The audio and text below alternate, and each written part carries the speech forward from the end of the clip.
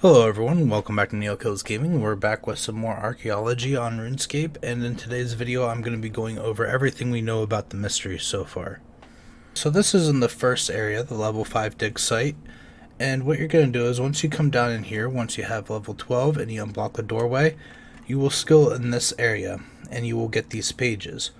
Once you have all 4 pages, you can come over here to Liam and talk to him, and he will fix this broken button that is right here. After you have done that, you enter the combination just as it shows, the purple, red, green, and then blue. Once you do that, it will open up this door. But before moving on, I do want to say that there are these pylons here, which will receive a charge when they hit 100%. They do it makes the whole area turn purple, and it gives you significant boost to your skill and gathering rates. And that includes the inside of the store also. Also, around this area there are shadow anchors. Each one of these can be charged with 10 of those same batteries. If you come down here, you'll notice that there's some down here as well, and one over on this wall that I have found. And this is another pylon here that does the same thing. Alright, so now moving on to the next room.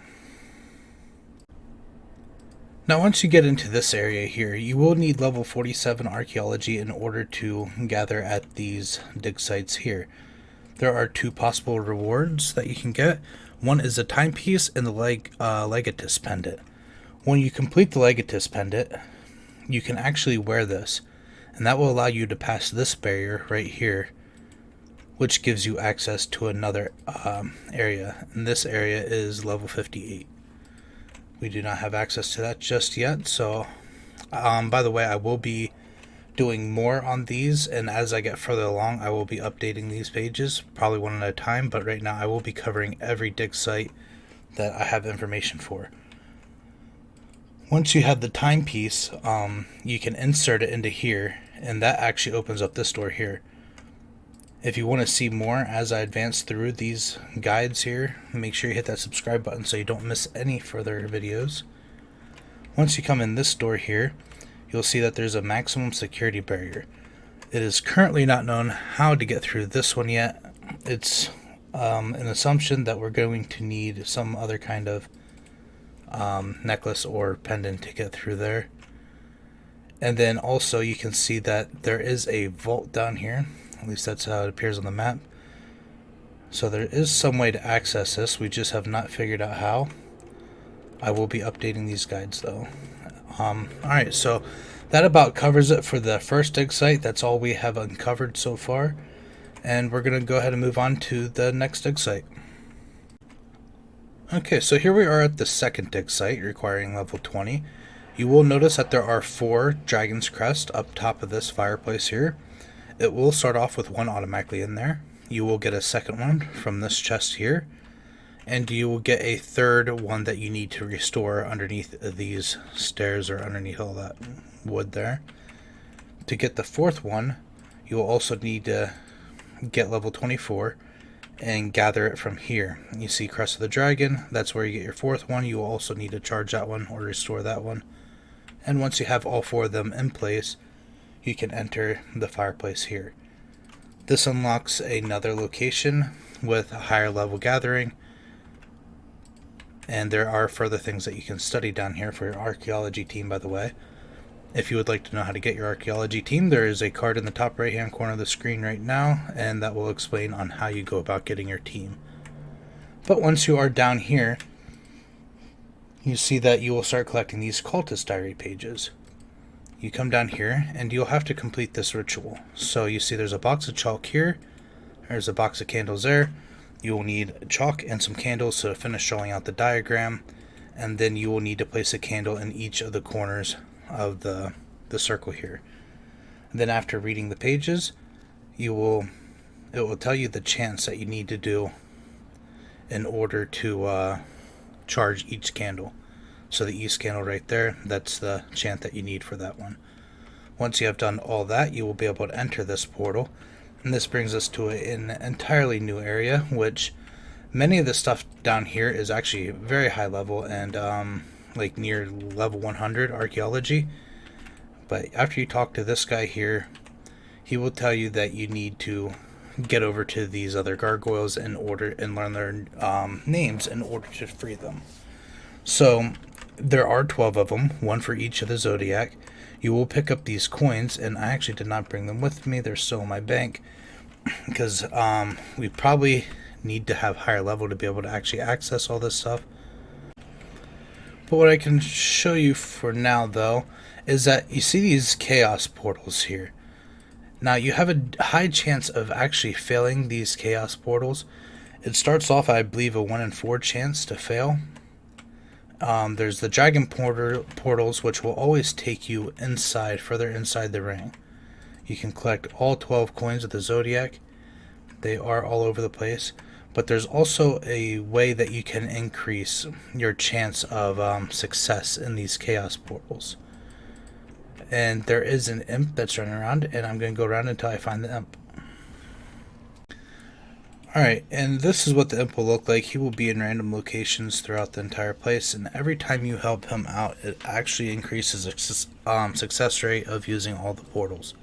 If you talk to them, this sliding puzzle will come up, so I'm going to go ahead and fast forward to the end of me solving this puzzle.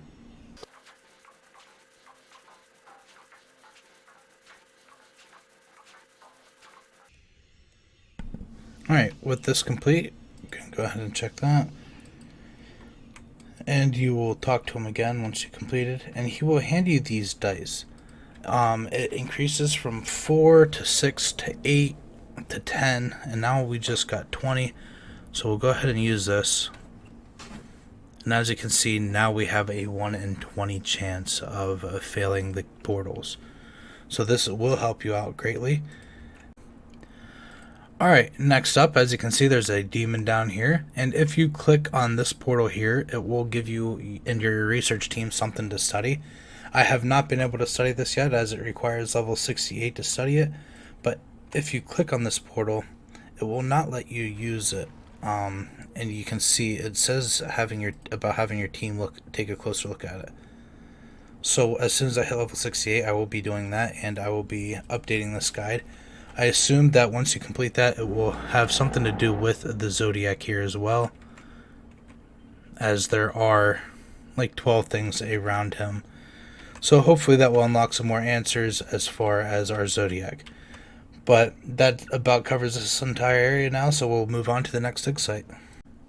Alright, and before we continue, as you can see, right here is all 12 of the Zodiac coins that you get, really hogging up the bank space. But, don't know what to do with those yet, so we're going to keep on trying. Now there is also going to be a spot in this area that you're going to need your diving apparatus and your fishbowl helmet.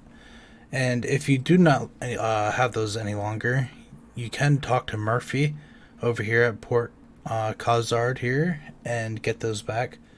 I have not figured out where you actually dive with it yet. I've ran all over this map and I cannot figure it out. So hopefully that becomes available to us soon as well. But if you come over here, you'll notice that there are 4 statues throughout the area. And all of them require 10 of these white marble to restore them. Once you have 10 marble, you can restore them. Each of them need an item. Now, this one, as you can see, it says that with the serpent rod. So, with that answer, I can only assume, if you go in here, oops, wrong one, the restoration log, the serpent rod, the only thing I can assume is it's this right here, and I do not have access to that yet. But if you complete these statues, there is another one over here, which requires that lantern. Alright, so here we are at the second statue, and as you can see, it's holding the lantern there. Once you get the lantern, it will give you experience and materials that you can use for continuing your archaeology skill. Now there are 2 other statues on the far side here, and one will need the harp and the other one will need the torch. So the 4 items again that you need for all the statues here, if you go down to Sarah, you'll need the lantern, you'll need this torch, you'll need the harp, and you'll need the rod of Asclepius, something like that. Also, you may notice if you've been skilling in this area that you have a chance of getting these remains. Now if you get these remains and you get a frying pan, which is another one of the beginning level area items for this area, you get all that and you head back over here. You will be able to bury the remains after speaking to Venescula Draken and just use the mysteries option for her. And this will complete an achievement. Once you have the frying pan and the remains, you'll be able to click on this location down here and bury those remains to complete that achievement. And that's going to about wrap it up for this area here. I will be updating all this information as we get more of it. I know it's not a whole lot right now, but we are making some headway and getting there slowly. I also do want to mention that there is a confirmed method of getting the Dragon Mattok, and that is through Big Game Hunter. There is also a way to get it through Archaeology, but I cannot be certain on what that is yet. My assumption is once you collect all the compass pieces, there are compass pieces which act like the Triskelion key, and once you get all the pieces put together, you'll be able to go open up a location like that. And my assumption is that you're going to be able to obtain it through that. And you will need 2 of those. One you'll need to use with 4,000 harmonic dust in order to make the crystal Mattok, and the other one you will need to make the Incanito Mattok.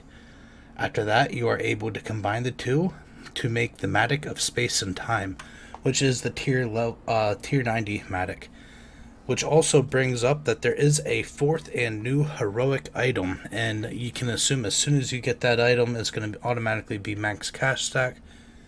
There is a key that you will receive. The key is received through Archaeology, although it's not entirely sure how just yet.